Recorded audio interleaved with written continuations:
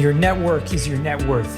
Come listen to some of the most successful people I know share invaluable knowledge, stories, and advice in real estate, business, and beyond. This is Weiss Advice. Whether you want to take your business or personal life to the next level, look no further. Welcome back to Weiss Advice. Thank you for coming and listening once again. I have with me an incredible guest, Aaron Zucker, out of Charlotte, North Carolina, Zucker Investment Group, Zig.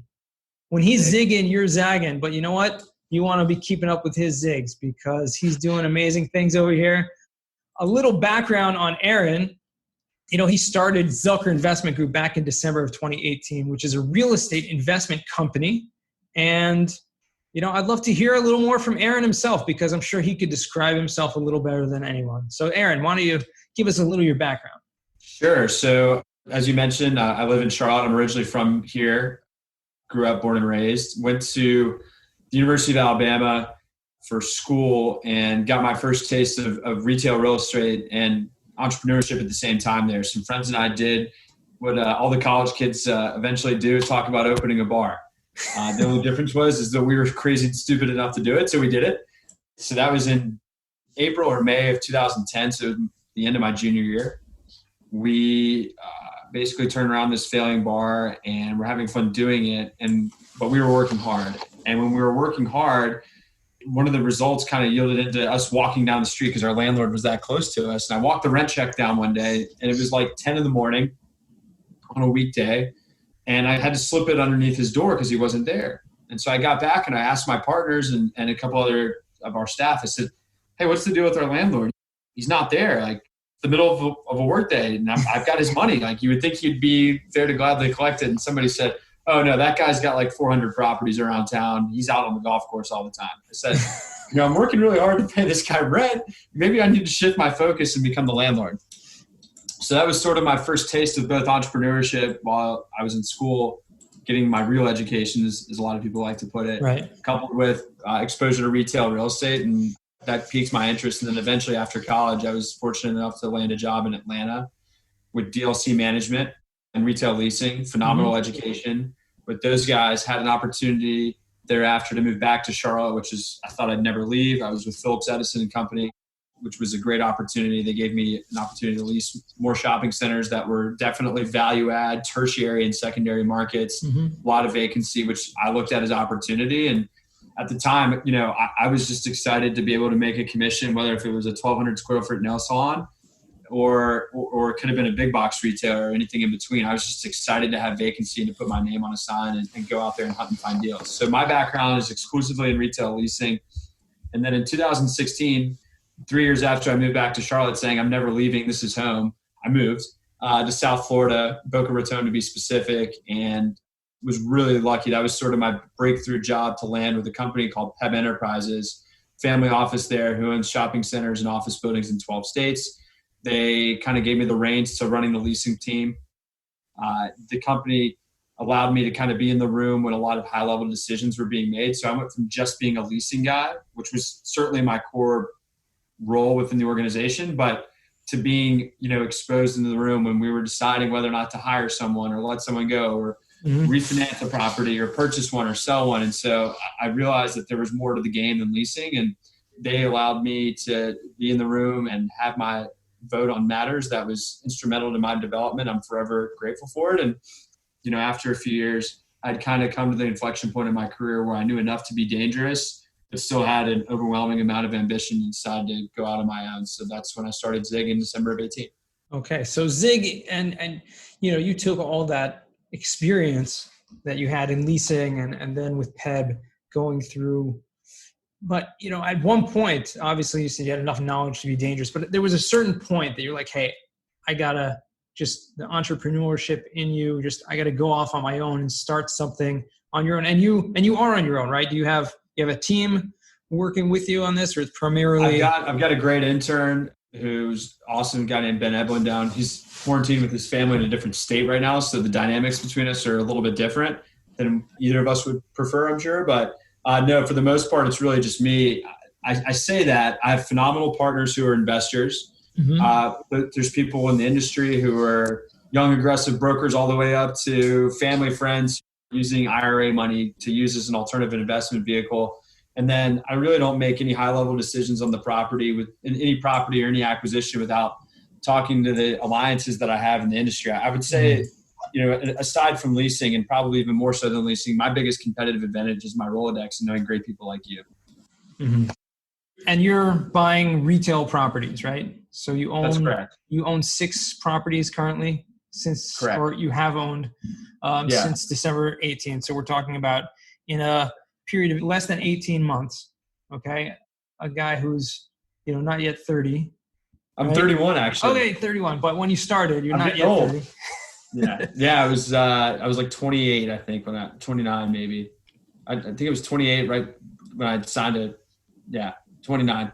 Let's go back. Let's backtrack a little bit because I'm very curious about that bar that you owned. Not so much about the bar itself, but about that business. So you were in college and you were simultaneously with some of your friends running a business, and like you said, turned around a non-functioning or under-functioning bar and made it a successful business.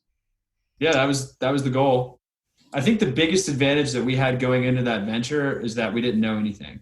And that we were so negligent to the risk that it didn't matter. Because if I knew what I knew now, back then I wouldn't have done it. Right.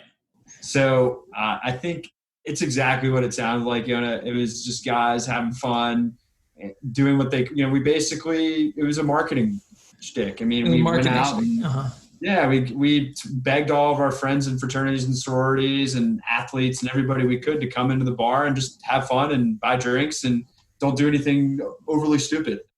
People will often ask me like sophisticated questions about the business, and there was nothing sophisticated about the operation. It was really in a time where, like right now, entrepreneurship is really cool. At the time, I didn't look at it like we were being entrepreneurial or that we were entrepreneurs. We just thought it was a good idea, and it was cool to say that we owned a bar, and we wanted to make sure we didn't lose money. That's obviously an important, very important aspect of the business. So what one thing, looking back that you learned from that experience? You said, you didn't know anything when you started it, but obviously you learned on the job, right? Yeah. The biggest piece of advice that I would relay to anybody who's listening to this is don't let school get in the way of your education.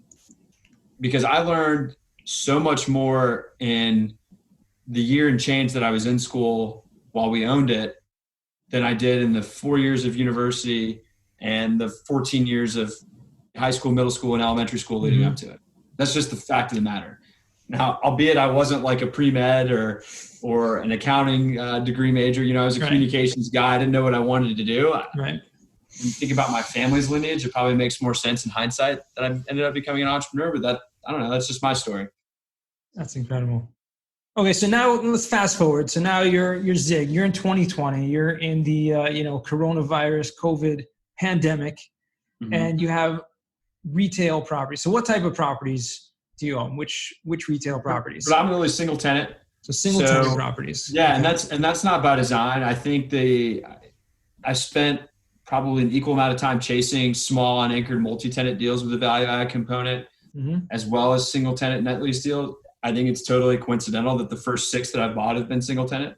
I think in this environment, I'm even more bullish on multi-tenant than I was before. And I think there's going to be more opportunities for it. So I hate that my website only yields single tenant stuff because I don't want brokers or really anybody that may have a property to sell me to think that that's only what I'm chasing, because I'm very bullish on multi-tenant as well. But the profile of the tenants, I've got a medical user. We're redeveloping in a joint venture with a great developer in Charlotte, Rayleigh Miller Properties. We're redeveloping a vacant Kentucky Fried Chicken and converting it to an American Family Care, which I'm actually the franchisee for. So that's a whole nother story within itself. And then a couple of restaurant guys like Pizza Hut on the border. We owned a Chipotle for about 7 months that we recently sold, actually, that you did the cost seg for, which in hindsight, I probably shouldn't have done a cost seg for, knowing that we were going to own it in 7 months. And then what am I missing? Oh, and then we own in a joint venture with Conover South. We own a great piece of property in Cincinnati where Lululemon, the apparel retailer who I'm actually supporting while doing this interview with you, store in Cincinnati as a retail condo.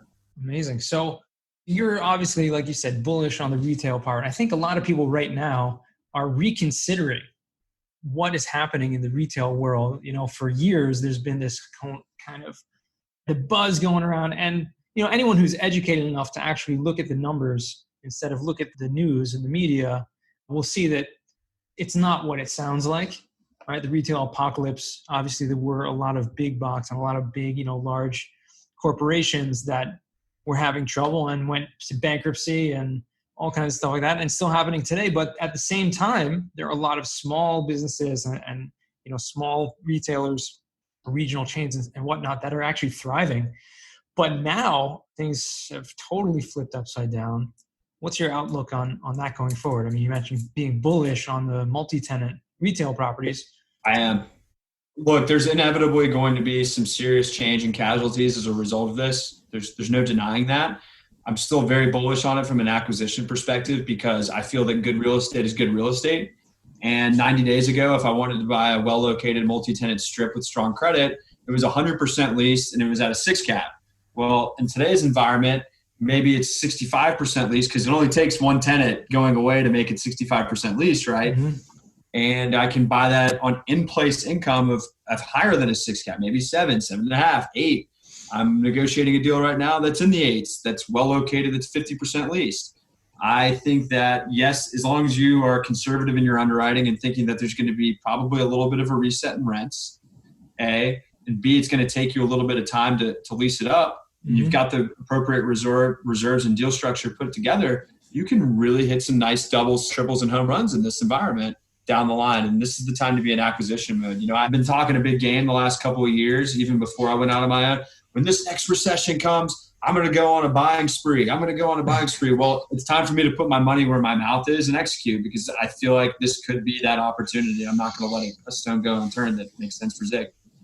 I hear you. It makes a lot of sense. Although just to play the other side, there's a lot of business that have been struggling and have gone under during this crisis. And it may take a while until economies and states start opening up again, and different retailers, obviously, depending on what type of retailer you're catering to as a landlord, will obviously change the dynamic of the customers coming in or not coming in or what have you. Without question, in order to buy at these aggressive rates, that cap rates, and buyer favorable purchase prices, comes risk. And that comes down to how can you operate the property.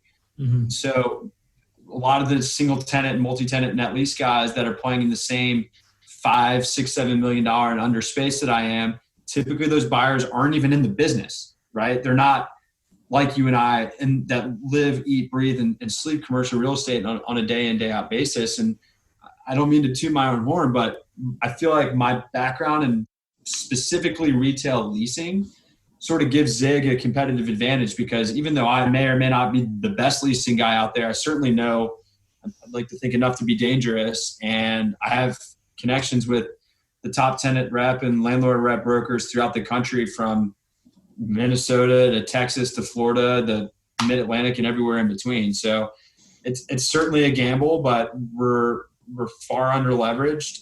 We're not over leveraged, I guess I should say. And mm-hmm. we underwrite deals conservatively, and sometimes we kill deals because they don't pencil, but it's a risk that I personally am willing to stomach. And because not as many other people are, is why I feel like, basic supply and demand yield the opportunities that Zig has, along with other sophisticated groups in this space. Right. Absolutely. Okay. Well, listen, I wish you the best of luck with that. I think there's, like you said, it comes with the risk. And if you're willing to take that and you know your business and you're confident in that, I think you have, like you said, the competitive advantage that a lot of other landlords don't have. So, well, one thing we're definitely going to do is we're going to maximize our tax opportunities by having a phenomenal cost set guide. Do you happen to know anybody?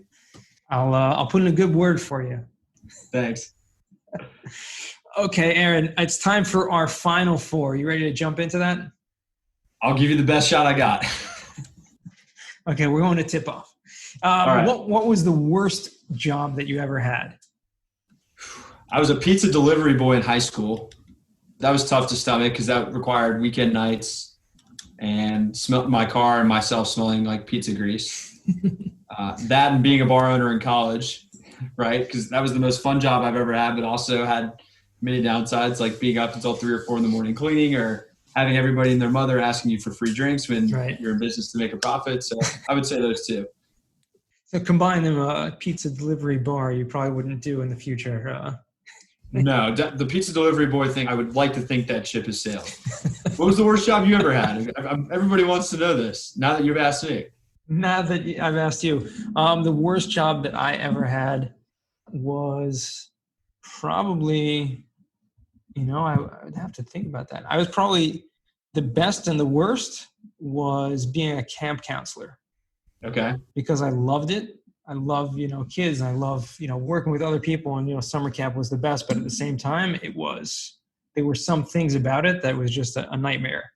I did that one summer too. And I can attest, I will second everything that you just said. I already know exactly what you mean without having to hear the words. I get it. Yeah. Well, it definitely taught me a lot of lessons for now having teenage kids and, Sure. and having to deal with teenagers. But yeah, so that was my worst job. So I don't have to go on your podcast now. It's perfect. You already answered that. No, I'm just kidding. We'll find room for you. Okay, so question number 2. What was a book that has given you a paradigm shift? So made you think about something differently. There's no way I could answer that question with just one. Okay. So I think business related, like really micro in our industry, Investing in Retail Properties by Gary Rappaport was sort of it was even more than a template for how I've structured deals. And anybody who's ever interested in owning commercial real estate in general, I mean, you could remove the word retail and insert whatever asset class you're interested in, I think is a read that I would strongly recommend. Entrepreneurship wise, you can't leave out Shoe Dog by Phil Knight. Phenomenal story, phenomenal book. I could not put it down. So I'll give you those two. Okay. But that answer would maybe change tomorrow. I don't know. I've got a lot on there. It's a great question. It's like this. The way I look at it is that you can read any book and it can give you a paradigm shift. So you may read another book next week that will make you change the way you thought about who knows what, something else. And that's the beauty about education, about learning and being a constant life learner, is that you're trying to see things differently. Because, if you think the same way and you see things the same way, then you're going to miss opportunities. For sure. Reading's changed my life. There's no question about it. It's absolutely changed my life for the better. Give me a book that I should add to my list. You got one offhand? I have a great book. It's actually a book called, maybe I'll send it to you. I have your address now. Actually, I know your address. You got me right where you want me. It's a great book. It's actually called As Long as I Live. So it's a biography of a guy named Aaron, also shares your name, Aaron Margalit. Yeah, Aaron Margalit. It's an incredible life story. A guy who had, was in an accident when he was 3, and then he became deaf. He had polio, and then he was in a coma basically, like for years, and then he came out of it, and he was like a vegetable. And it's an incredible story of overcoming challenges, and then he was extremely successful real estate investor and business owner after that, and so many things. And then he had cancer, and he overcame cancer 3 times. It's just an incredible story. So that's the book I recommend. Okay, I'm going to definitely pick that up. As Long as I Live. If it doesn't get to you first. Okay, so the fourth, or do we skip the third question? The third question is, what skill or talent would you like to learn? So going into starting my own company, I was very nervous about being able to pick up in the financing and the debt side. And I've picked up on that better than I would have expected. One thing that I still for whatever, maybe it's my inability to, I suck at home projects. I'm not a good hands-on worker. I am ashamed at how little I know about construction. I mean, I'm walking through a redevelopment project and I couldn't tell you the difference between a sill and a soffit. I don't know anything about the mechanics of construction. I know basically that HVACs die after 15, 20 years, and roofs have warranties, and not a whole lot else. I got to get better about construction. There's just no two ways around it. Especially, I mean, you're doing, like you said, you're doing a redevelopment project of a Kentucky Fried Chicken. So I have a JV partner on that for this exact reason.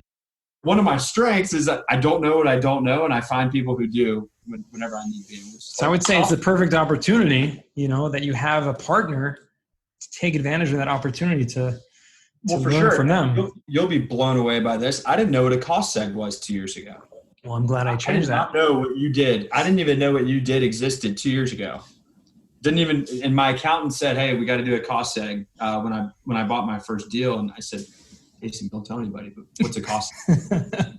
And he told me the benefits. We did it. And then I got on LinkedIn and this guy just kept on talking about cost segs over and over and over again. And it was you. And by the way, this is the longest answer to any of the questions you've probably ever gotten, but kudos to you because you are the only person in the space that is putting themselves out there the way that you are, at least that I'm aware of. And I'll tell you a funny story. I got a letter in the mail from a cost seg person out of Chicago for a property I bought in Troy, Alabama.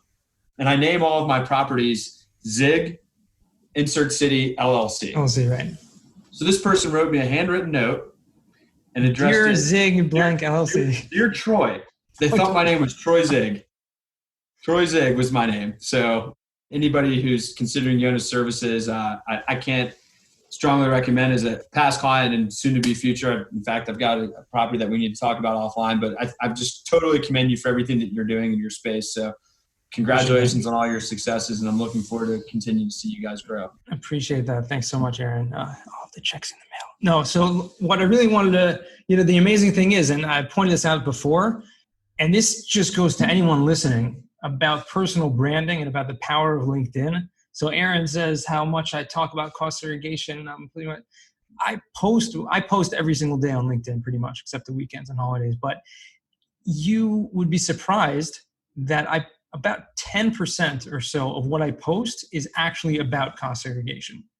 So that just goes to show you, but it doesn't matter because once you've branded yourself and people know you as that guy, every time they see your name, they relate you with that. So they assume that you're always talking about, what your business is, what you do.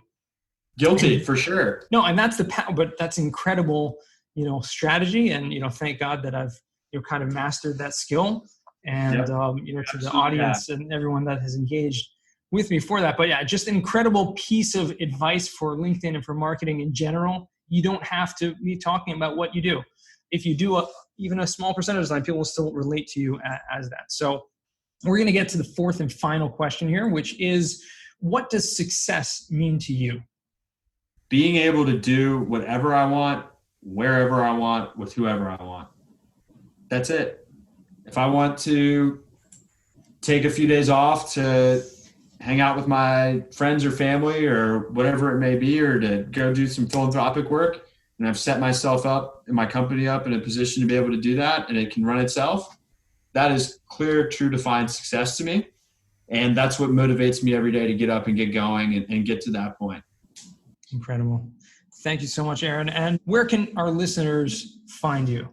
LinkedIn, just Aaron Zucker. I look like this. My website's zuckerinvestmentgroup.com. And I am on Instagram, Aaron, Aaron .Zucker, Zucker. Would love to connect with anybody out there who's interested in talking about retail real estate or anything they'll like. Awesome. Thanks so much, Aaron. It's been a pleasure. I appreciate you taking the time out today. And, to all our listeners, thanks again for joining us on Weiss Advice. And remember, the best advice only comes when you ask. Thanks for having me. Great advice. Real quick, I have one question for you. Did you like this episode? If you did, I want to ask you a huge favor. See, the biggest thing that helps this podcast grow and that will spread this message to the whole world is that if you leave a review, a rating, and subscribe to the podcast. What that does is it basically tells the platforms that this podcast is out on is that you like my stuff and I'm doing something right. So take a few seconds out of your day, hit that subscribe button, leave a rating or review. I would be extremely grateful. Also, I want to hear from you guys. So I want to hear some feedback. If you have any questions for future episodes, please find me on LinkedIn. Send me a DM, a connection request, Yona Weiss, and I'd love to hear from you.